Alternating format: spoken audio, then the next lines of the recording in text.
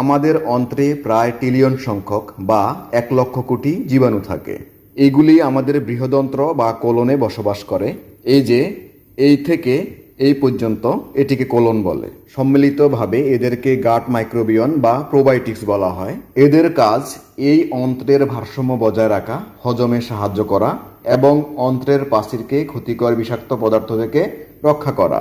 এরা যদি ঠিকমতো কাজ না করে তবে ডায়রিয়া, পায়খানা কষা, আইবিএস, ইরিটেবল বাউল সিনড্রোম, ঠান্ডা কাশি, অস্বাভাবিক সংক্রমণের ঝুঁকি, মানসিক চাপ, বিভিন্ন ধরনের ভিটামিন তৈরিতে বাধা, ইনসুলিনে কাজ না করা, এমনকি একজিমা পর্যন্ত হতে পারে।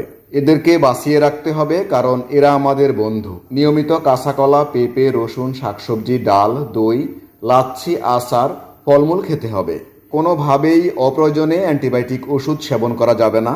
আপনার কিছু ভুল জীবন আচরণের কারণেও এরা মারা যেতে পারে, যেমন ঠিকমতো না ঘুমানো, স্ট্রেসে থাকা, নিয়মিত ব্যায়াম না করা, পর্যাপ্ত পানি পান না করা, অতিরিক্ত চিনি ও ফাস্টফুড খাওয়া।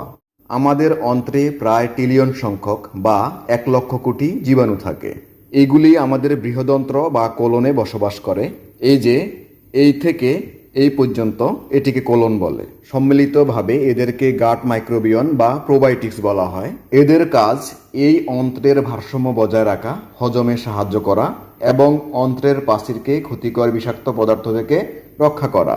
এরা যদি ঠিকমতো কাজ না করে তবে ডায়রিয়া, পায়খানা কষা, আইবিএস, ইরিটেবল বাউল সিনড্রোম, ঠান্ডা কাশি, অস্বাভাবিক সংক্রমণের ঝুঁকি, মানসিক চাপ, বিভিন্ন ধরনের ভিটামিন তৈরিতে বাধা, ইনসুলিনে কাজ না করা, এমনকি একজিমা পর্যন্ত হতে পারে। এদেরকে বাঁচিয়ে রাখতে হবে কারণ এরা আমাদের বন্ধু। নিয়মিত কাঁচা কলা, পেঁপে, রসুন, শাকসবজি, ডাল, দই, লাচ্ছি, আচার, ফলমূল খেতে হবে। কোনোভাবেই অপ্রয়োজনে অ্যান্টিবায়োটিক ওষুধ সেবন করা যাবে না। আপনার কিছু ভুল জীবন আচরণের কারণেও এরা মারা যেতে পারে, যেমন ঠিকমতো না ঘুমানো, স্ট্রেসে থাকা, নিয়মিত ব্যায়াম না করা, পর্যাপ্ত পানি পান না করা, অতিরিক্ত চিনি ও ফাস্টফুড খাওয়া।